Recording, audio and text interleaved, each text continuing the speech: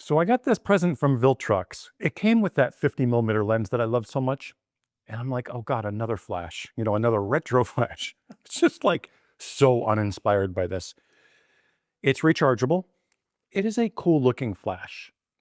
And now I'm using it on the Hasselblad because everybody always asks me when I use it on a Sony or Nikon, they're like, does it work on the Hasselblad or does it work on the Leica? Yes, it does.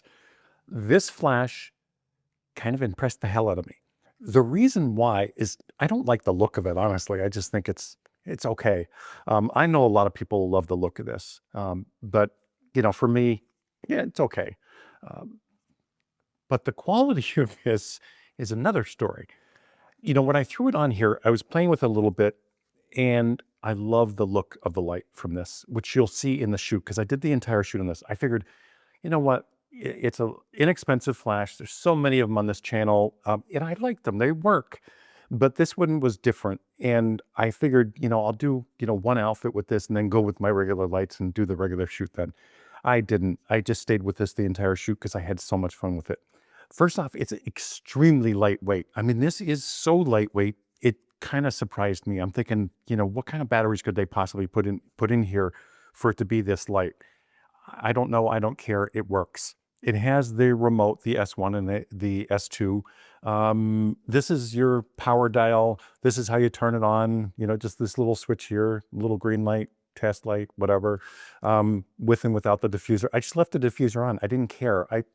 Again, and the reason why is I was just going to do one outfit and then go to my lights. But you'll see I actually had fun with it. Now, I haven't looked at the images yet. I'm going to go do that now. And then we're going to put up the shoot and see what you think. But from the back of the camera, this was impressive. And again, they made it a little bit longer this way, so I don't get any shadowing, even with the 75 and the lens hood on. It just worked. I shot this at full power down to 1/32, but I was mostly at like 1/16, 1/8, 1/4. And then, when I'm back up and I'm doing full length summer, which you'll see, I was at 1/2. And I did 1 or 2 at full power, but nothing, it works. And I really love the look of it from the back of the camera, but let's really see and take a look at the images and see how it did. But this is a Viltrox. I don't know what it's called, a Z1, I think maybe. Um, but I'll let you know whether I recommend it after we look at the images and see what it does at the finished images versus just looking at the back of the screen. Let's get to the shoot. Well, I had to start this in the worst part of the building here as far as lighting is concerned. This is the freight elevator. It doesn't look bad in the video, but this is just horrible to shoot in because the mixed lighting is so bad. Anyway, the flash itself, I'm going to give you somewhat of the specs because I don't know them exactly. So number one, it is like 110 to 116 grams. This is a extremely lightweight flash, which is, kind of strange for the size. And, the rechargeable batteries are all really heavy. But when you lift this thing up, it's featherweight. 116 grams for flash is next to nothing. I do like this diffuser. It's a pretty heavy diffuser, so it does give a really nice diffuse light.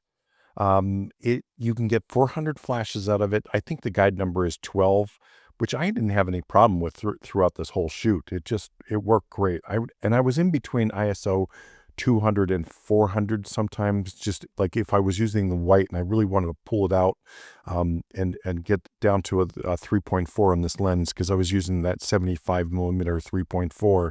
I would take it up to, or down to 200, and then I would pop it back up to 400 when she was moving for some motion shots at the end here. The flash works great. I like the look of it, but then I really don't like the look of it.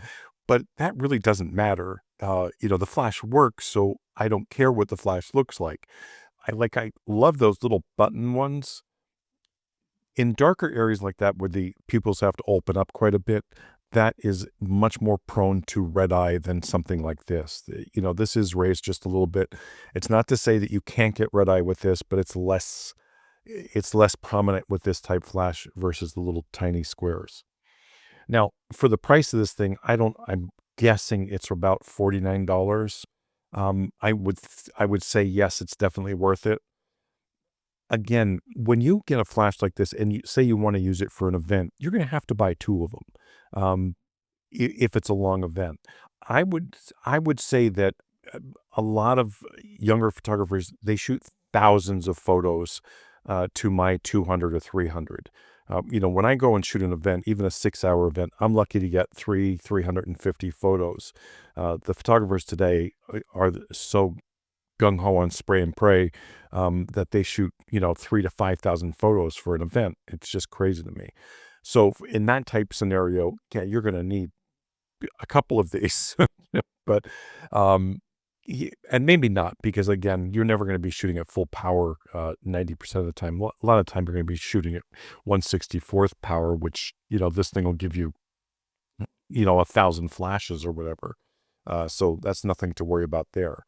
But I just want to put that out there so you know. And I think that's all the really guide number I have on this. The color balanced Kelvin is 6,500, I believe, which isn't bad. It's a little cool, but not bad.